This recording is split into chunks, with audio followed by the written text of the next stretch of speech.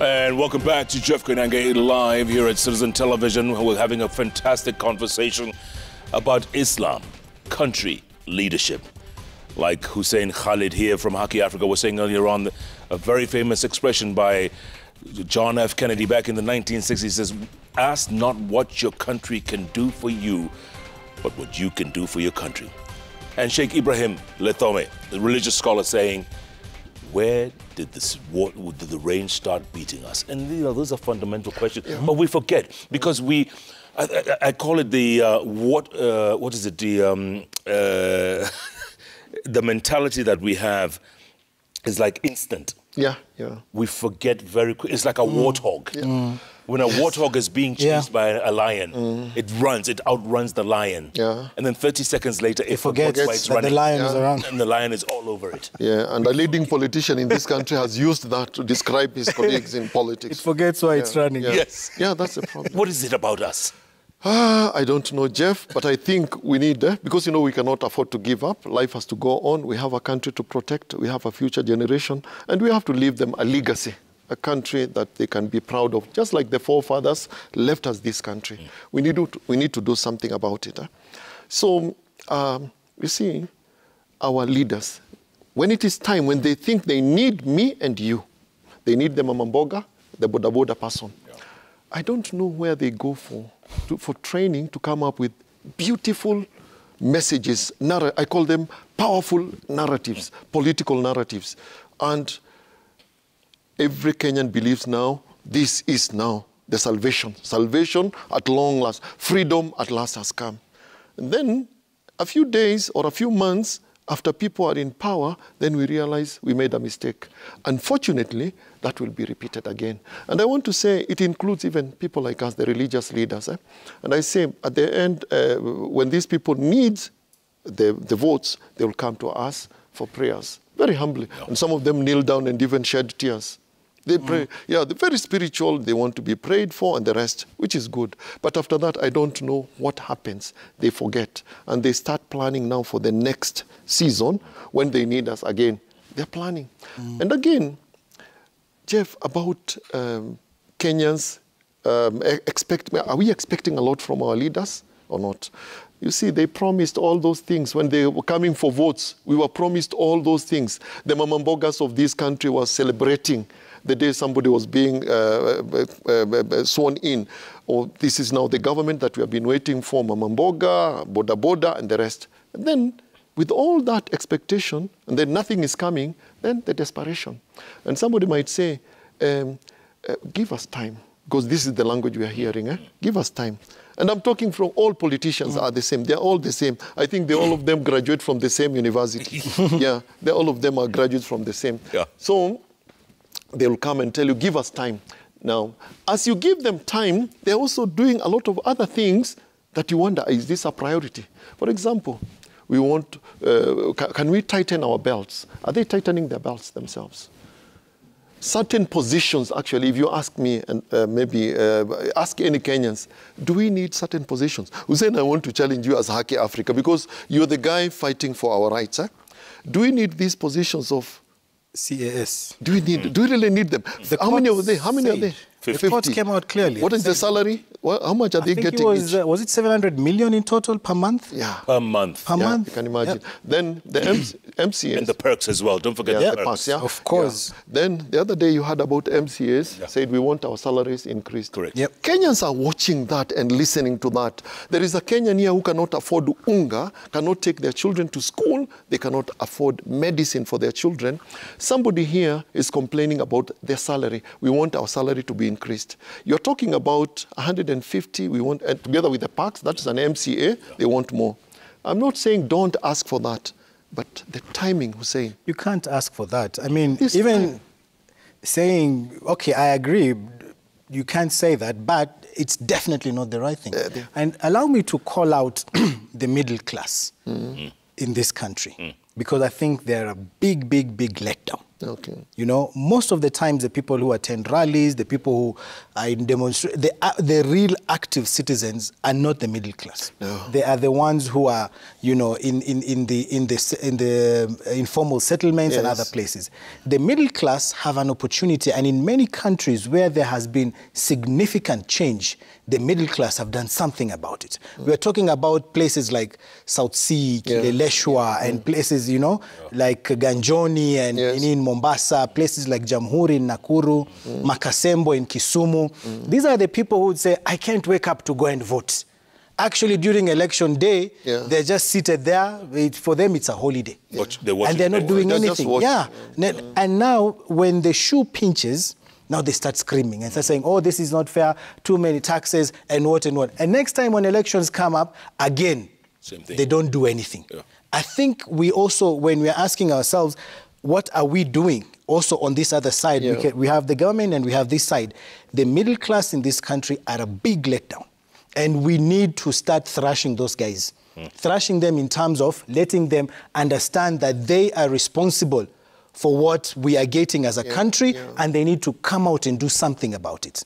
In many revolutions or in many places where democratic change has really been realized, you'll actually discover the middle class has been at the forefront.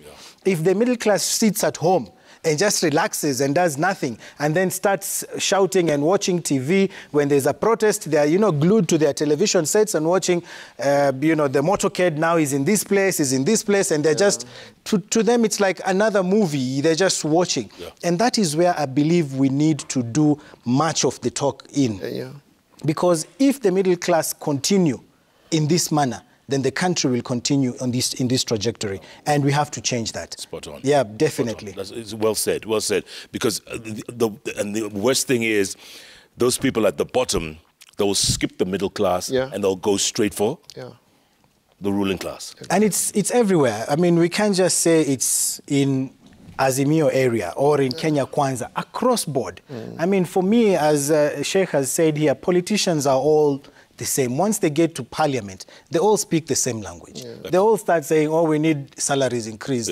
They don't care which party you belong to. The MCAs, when they want more salary, they don't care where you're from. They will unite and they will ask for money. Whether it's CDF or what or everything, these politicians, and I wish, you know, we're here with our brother so that we can Actually, I was really looking forward for one of the politicians to be Hassan Omar. Oh, yeah, I was really waiting for Hassan Omar to be here. If he wasn't delayed, he'll be here and you'd be slamming him. We'd give you a free hand to slam him. But the question is, do we get what we deserve? Yeah, actually, this is the leadership that we deserve, because nobody puts themselves into leadership. We are the people who woke up very early in the morning. I remember waking up at 4 a.m. I had to do my morning prayer at the voting center because I wanted to vote for my favorite candidate, because I thought this is the guy who is going to bring change. So actually, this is the leadership that we deserve.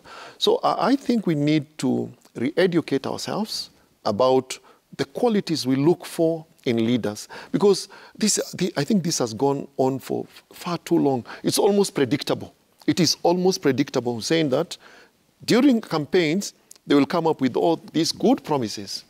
After campaigns, they will start working now towards the next elections. And in between here, you'll complain, but they will be, in the meantime, they will be preparing for the next elections, recovering whatever they spend during elections and the rest, and that's it. So I think, when you are in Islam, we are told a believer should not be struck twice by a snake from the same hole. Say you're walking, and then a snake bites you, or an insect, or maybe a spider or a scorpion, stings you in a hole. Then tomorrow, when you get to the hole again, you allow yourself to be stung twice. No. God did not create us that way. God has created us in such a way that we have the intellect to decide what is good and what is bad. And remember, God will help people who help themselves.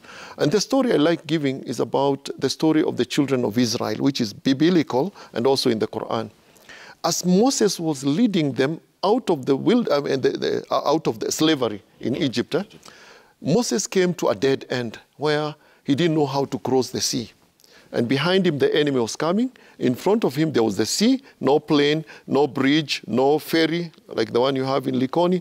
And he thought we are gone. But God told him, he had trust in God. And Kenyans, I think we are very trusting. And that's why sometimes we over-trust and we are taken to Shakahola. So we should be trusting, but use our...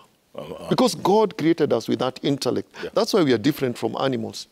So God told Moses, Moses said, I have my Lord, and I trust my Lord will give me a way out. And I want to believe at that moment, Moses had no idea at all where this help is going to come from. But he trusted, so we should trust. But then God wanted to teach us a lesson. You want to be saved? By me, I'll save you because God is loving, God is merciful. Do something, I'll do the rest. Do something small. In short, do what is humanly possible and leave the rest to God. So Moses was ordered to take his staff and hit water. In physics, a sea, not even water in a basin will not split by being hit with a stick. It will not. But this is a whole sea splitting. That's a miracle. So what am I telling Kenyans? We need to sit down and think, what is it that we can do? What is it that is within our ability to do to bring change in this country and do that? And for me, it's make sure we have the leadership that is caring for us. Again, from a religious point of view, from an Islamic, even a Christian point of view, a person who is God-fearing will know that this is a position I've been given, it is a trust, and I'm answerable. Si yangu, na si ya mama yangu, yes, nitaulizwa. A person who, when you tell them, fear God. And you know, in Islam, you know, there is this word that is usually misused. And I want to educate people today. Hata wewe, utakuwa mwanafunzi wangu leo, Jeff. The word jihad. Yes. When you hear jihad, what comes into your mind? War. Yeah. War against who? Between who and who? Between Islam and Christianity. Nothing could be far from the truth. There is nothing like that. Jihad, actually, you are in jihad today. You are informing Kenyans. This is your jihad. His jihad is to make sure human rights are respected. My jihad is to make sure, first of all, at home, my children get what they need. As you struggle also to take care of your children, that is your jihad. But you know what? The Prophet, peace be upon him, gave us the example of the best jihad. I'll say it in Arabic, then I'll translate it. Afdalul jihad kalimatu haqq inda sultanin jair. I know that is difficult for you. I'll translate. Sounds good, though. The best jihad, the biggest jihad, is telling the truth to a tyrant leader. That is the biggest jihad, according to us. Because it takes an effort to tell the leadership the truth. And you might be risking, Hussein, but unfortunately, most of us are sycophants. Yeah. I remember once upon a time, when the term of a certain president was about to be over, may his soul rest in peace wherever he is. He said, I don't think there's anybody fit here to succeed me. And all of us clapped, including the person who was deputizing him. They clapped. Nobody would dare tell them the truth. So I think, Jeff, we need to tell the leadership the truth. Hussein, I think we need to face the leadership. When they're wrong, we tell them. I think they're surrounded by sycophants. Definitely. And that's the problem with politicians. Yeah, politicians today, as you know, we've said, people have sat on this bench. Yeah.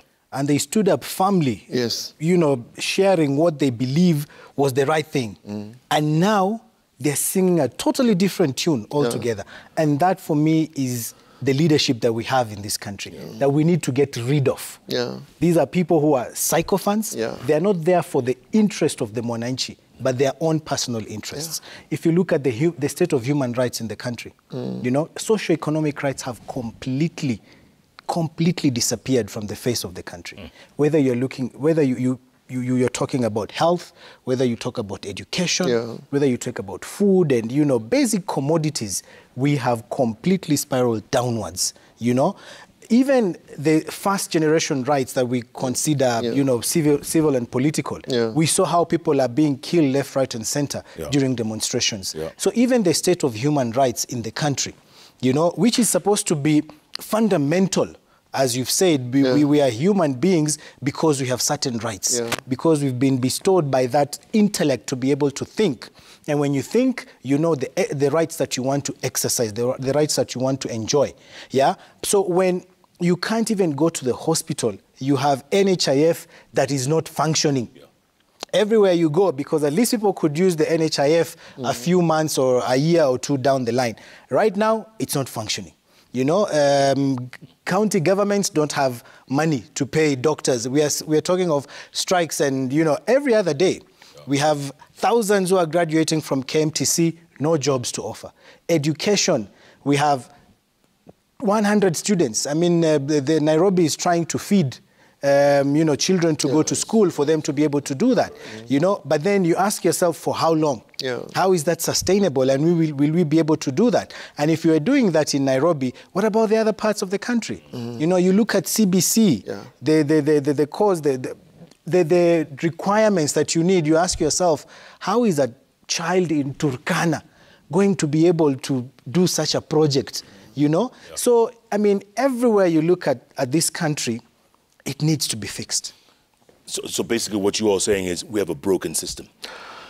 I think for me, yes. Broken. We have a system that is not functioning, you know, and it's not delivering for Mwananchi.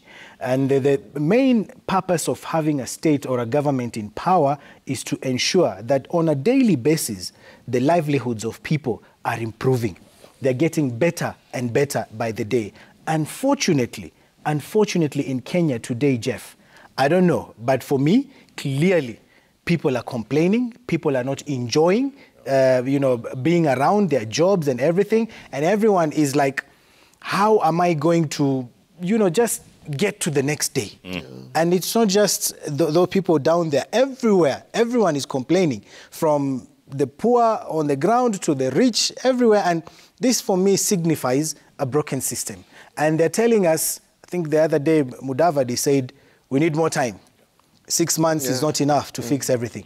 But how much time and to what expense? How are people going to make it through to that time that you need? And you have to think of that. And this is what the government is not doing. They keep giving us promises and hopes and saying, give us time, give us time. But what do we do now so that we can get to that 1 year or 2 years or 3 years down the line? How do we survive at this point in time? And the other thing is, gentlemen, 60 years after independence. 1963, 2023.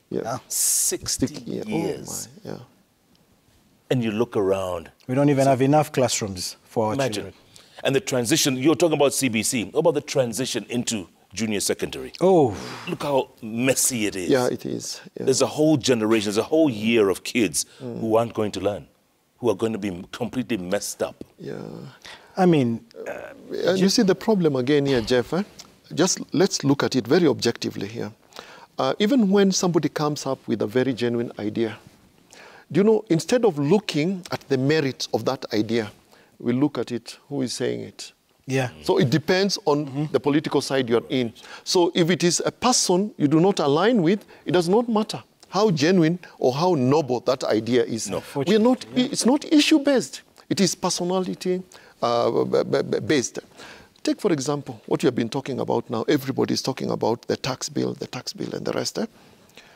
If you look at the people who support or maybe to oppose it, you ask yourself, are they opposing it or supporting it because of the substance or because of the people, the person who is fronting it? And you'll be right if you say, yes, it's because of the person. If tomorrow that person changes position, even their position in as far as that bill is concerned will also change. So again, I don't know how much time we need to start thinking about issues and not personalities. That is the problem that we have now. We're not, you know, a person comes up with a very noble idea, then it doesn't matter if we really cared about this country. Jeff, it does not matter who comes up with the idea. It could be somebody in government or in opposition. If it is noble, all of us should support it without looking at the person. But if you look at the way we operate in this country, it's just we look at the person behind that idea. And then if it's my person, Mtuangu, then I'll support it no matter what. I'll not see anything bad about it. Kama is from the other side, then it will be bad. So we politicize almost everything in this country. I think for me, Sheikh, we just need to get away from politicians. I think for me, there is no hope in politicians. Unfortunately, Kenyans have put so much trust in that parliament, you know, in the legislature. And for me, the salvation, the change, the difference will not be made by politicians. And this is the problem that we have as a country, that we have put all our hopes in an institution that cannot deliver to the mwananchi. They're delivering for themselves. Yeah. So for me, if there is a way, and there should be a way, whether it's through the religious community, whether it's through civil society, whether it's through mwananchi, wanjiku on the ground, we need to look somewhere else for that salvation. But if we keep sitting pretty in our homes and say we have leaders in the form of politicians, and that these politicians will save us from where we are, I think we'll be doing rounds. We'll be going round in circles for years and years. You've said it, 60 years. 60 years, man. 60 years down the line. And you know, someone the other day once said, it's an age-old saying, you know, the true definition of insanity is doing the same thing over and over again and expecting a different result. That's insanity. It is. That's what we do. That's what we do. I want to take a look at the feedback. We have so much feedback on the Magic Wall. We're going to go to the Magic Wall right now and check it out. But, I mean, it's tough. I mean, it's tough, but like you said, we have no other place to go to. Oh, yeah, this is our home. It's our home. So we should be looking for solutions. Solutions, exactly. I think we should be looking for solutions. So when we come back, can we start looking at solutions? Yes. Yeah, and first of all, prayers. We need to pray. Prayer and action. Very good. Nasio prayers to the PR, sincere prayers. Not proper. Yes, proper, sincere. And not Shakahola type of prayers. Sheikh, like you said, there's probably many Shakaholas out there, huh? There's probably many. Hussein needs to do a lot of work to go and... Maxwell Mbaye says, ask these guys to remind us the day when life was easy, when people said, these are good times, we can afford stuff. Give poets a chance to change what they critique in their poetry. You'll discover they are just good orators and writers and nothing more. There was a time when things were really affordable in Kenya, wasn't there? Sheikh, you remember? There were good times. Many good times. Let's be sincere. There are many good times. I remember a time when I would be sent by my mother to go and buy bread and sugar with a shilling and 50 cents. That was enough. Yes. Kibaki time wasn't that bad. I mean, it was tough, but at least you could see things moving forward. Correct. Free primary education and others. So, yeah, they've been... There were good times in this country, yes. And we can go back to that. We can go back to that country. TK producer says, it's good someone has talked about the parking payment system at JKIA. That thing is very embarrassing. You can literally spend a whole 30 minutes, trying to pay, and it doesn't work, and you eventually have to go queue at the exit to pay manually. It's not funny at all. It's not. It's ridiculous. It's embarrassing, to say the least. Oh, Kate Katebes K says, honest, incisive and forthright discussion. Ask the guests to also address the issue of teaching ethos to the young ones in order to grow morally upright. Good point. Good point. But also the role models. What role models do we have for our children? We have politicians, we have thieves. When my son sits and watches TV and they see politicians insulting one another, fighting one another, throwing stones at one another, asking one another, "Hii pesa si ya mama yako?" What kind of role models? So we need to have good role models and lead from the front. Okay, what role models do we have when they see a person who has been caught red-handed with their hands in the coffers, the public coffers, and they go scot-free? These young people are seeing them, and they want to do the same. And even if that person is a woman, wanasema huyu ni mwanaume kabisa, because ni dume, na ni mwanamke, lakini watamuita dume because they got away with that. Correct. And when a spotlight is shown on them, then they attack the media. Yes. And some of them even use obscene words. Yeah, the media now describe the media are in trouble now. And you know, I mean, these can be the leaders that we look up to as a country. And yet, Hussein, we have the Omanyalas, we have the Faith Kipyegon. Exactly. We have, world record beaters and all that. Yeah, definitely. I mean, we need to do something. We need to change. Jamilia says, Jeff, I have seen Sheikh Lithome being ambassador of Islam. He was here in Isiolo County. We loved him and kindly asked him when we were going to see him again to share light on Islam. Oh. Very soon, inshallah, I'll be coming to Isiolo and many other parts. But I want you people to, when the task force on Shakahola comes, please give your views to them, because we want regulation. Good. Self-regulation to some extent, but we cannot allow people to misuse the religion. Whatever religion it is, we cannot allow our people to die in the name of religion. Perfect. Yep. Well said. P. Songo says, we may hate the government, but we should never hate our country. Yep. Leaders come and go, but Kenya is here to stay. Spot on. Very nice. Definitely, but loving your country also means doing something to change the situation. Correct. If we feel the government is not delivering, loving your country is doing something to make sure you help in the realization of a new dispensation. Absolutely. Brian Opio says, fantastic discussion, Jeff. Sheikh is honest, and as the country, we should go back to the drawing board to rethink our motive in voting. We always vote based on tribal lines, mtuwetu, and this is the first mistake we do, and then we lament later. Exactly what you said, Sheikh. Yeah. Fakir says, what do the gentlemen think of the opposition's fresh calls for mandamanos? Oof. Good question. Hussein? I was hoping that this is not going to be asked. I was really hoping. Because, Jeff, you see, on one hand, you see the opposition has a role to play, keeping the government on its toes. Yeah. But then you ask, are they really sincere in what they are doing? You know, are they sincere in what they are doing? Again, we talk about peaceful demonstrations. Do you have anything like peaceful demonstrations in this country? Or is it going to be destruction of property? Lives. People, poor people. The people you fight for in Kibra, the ones who are going to die, the middle class. So I have a problem with that. But if we had people who are genuine about putting the government on its toes, why not? It is even there in the Constitution. But again, is it issue-based or personality-based, Hussein? That's the question I want to ask you. Hussein? Yeah. I mean, definitely the Constitution is very clear. The right to protest is there. But then we also have to ask ourselves, to what end are we doing this? This question has been asked a zillion times.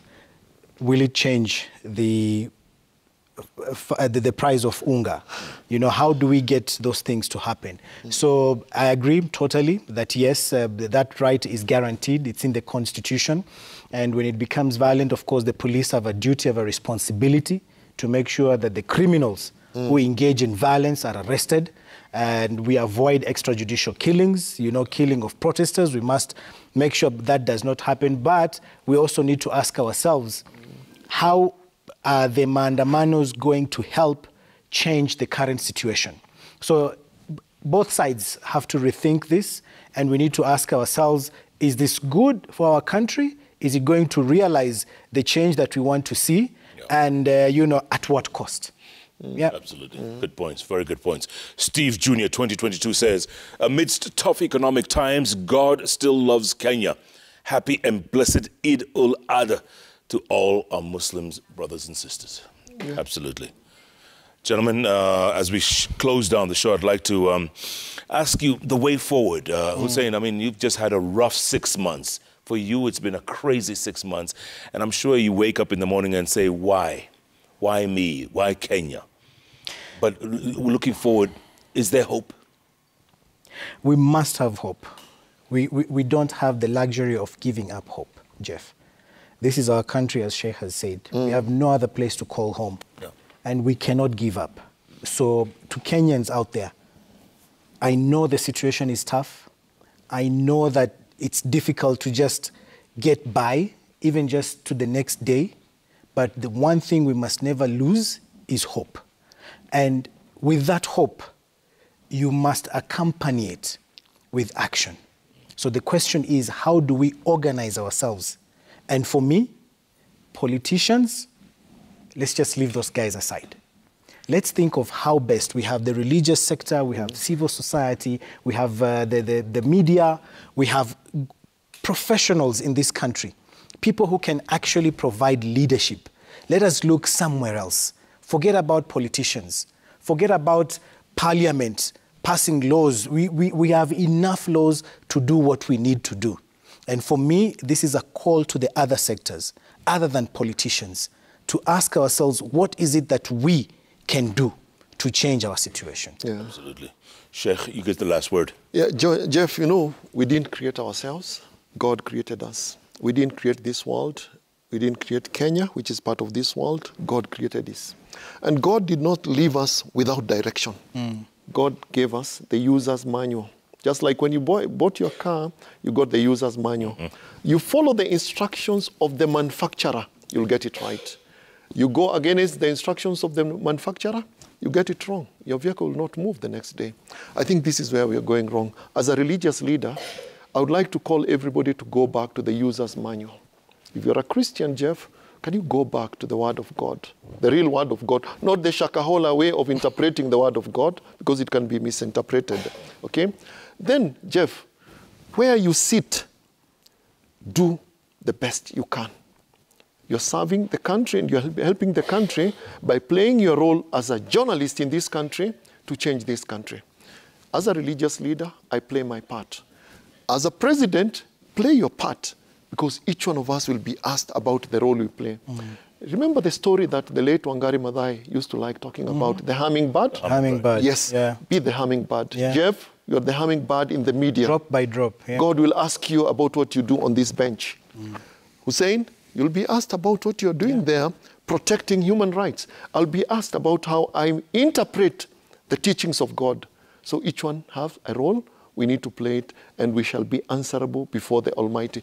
If each one of us, the police play their role, the NSIS play their role, everybody plays their role, I think we are going to make this country. And we have a great country. Jeff, we have a great country, and I'm not in Kenya by accident.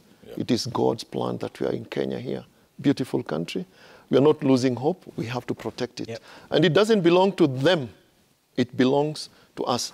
The people he's saying, even them, they belong to us. They are ours. We need to change them, pray for them, and change them. Thank you, Jeff. Sheikh Ibraihim Lithome, Hussein, Khalid, thank you, gentlemen. Always a pleasure. Thank you. Thank you. For, Thank you, Jeff, for instilling some sanity in, you know, in what a lot of the time seems to be an insane situation. So thank you for giving us this hope. And on this day, auspicious day, Eid ul-Adha. Yes. Maybe this is, you know, the turning point. Thank you. Going forward. Thank you. Hopefully. Inshallah. Inshallah. Thank you. Jeff. Thank you so much, gentlemen. Very good. Appreciate it. Thank you for being a part of JKL. Remember, every Wednesday, it's all about those three letters on the keyboard that follow each other. JKL on this day. I hope you learned as much as I did.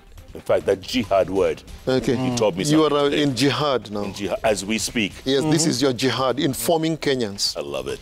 Good. Love it. What's your jihad? Very good. My jihad is to make sure Kenya becomes a better place. There you go. Yeah. Well done. Keep tweeting folks at Koinange Jeff, at Citizen TV Kenya, the hashtag JKLIVE. Thanks so much for being a part of the show. Good night, good luck. God bless our beautiful country, Kenya, because there is no other Kenya to go to. Shukran, gentlemen. Asante sana. Shukran. Asante pia.